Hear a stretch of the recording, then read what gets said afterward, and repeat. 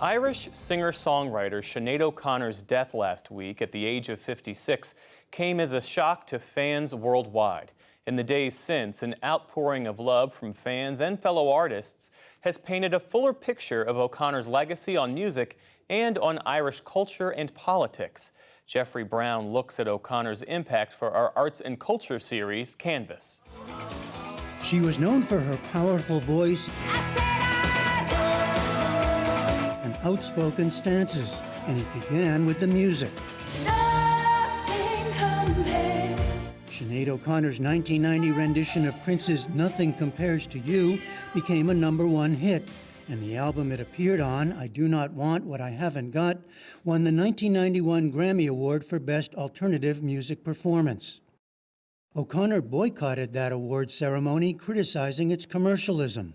But that was nothing compared to the uproar in 1992 after she ripped up a photo of Pope John Paul II Fight the real enemy during her appearance on Saturday Night Live to criticize child abuse in the church. In 2018, O'Connor publicly announced her conversion to Islam. Since her death, fellow musicians have paid tribute to O'Connor through her music.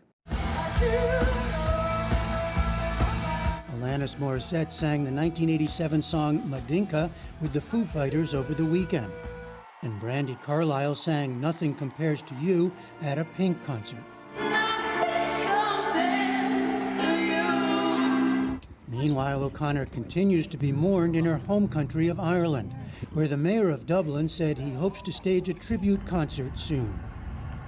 And joining me now is Una Mullally. She's a columnist for the Irish Times in Dublin. Thanks for joining us. So the reaction, especially in Ireland, clearly goes beyond the music. How do you explain what you've seen since Sinead O'Connor's death?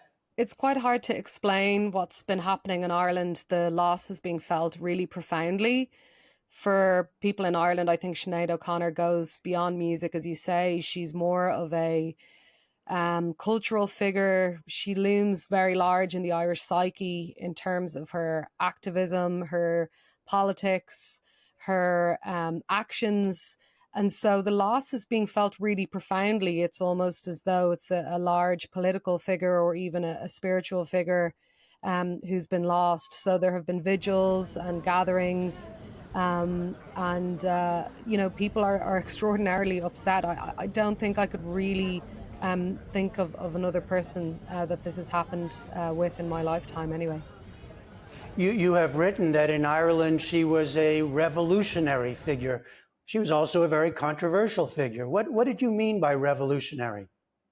I think because of the context that she came from, particularly in the 80s and 90s in Ireland, when the moral authority of the Catholic Church was still quite strong. She really preempted an awful lot of that collapse with her actions on Saturday Night Live and with her constant attempts to highlight issues of child abuse and childhood trauma. She equated the entire social psyche of Ireland to that of an abused child and was trying to somehow remedy that through asking to be listened to speaking out against these various spiritual ills, and also through her music. So in that way, she inspired an awful lot of people as well who didn't necessarily have the bravery in quite an oppressive society to speak out against various authorities and not be afraid to get in trouble. And she, repeatedly questioned this lever of shame that is constantly pulled in Irish society and sought to unseat that, or at least make it disjointed.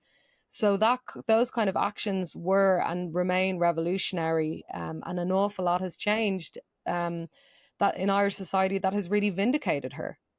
And that outcry that hit, the controversy, did she ever get past it? Did people, the ones who were upset with her, did they forgive her?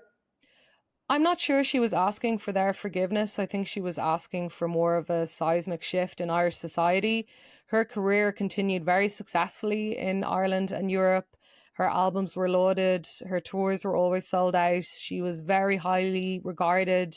Her memoir in 2021 was a bestseller here. There was a documentary out about her last year that packed cinemas.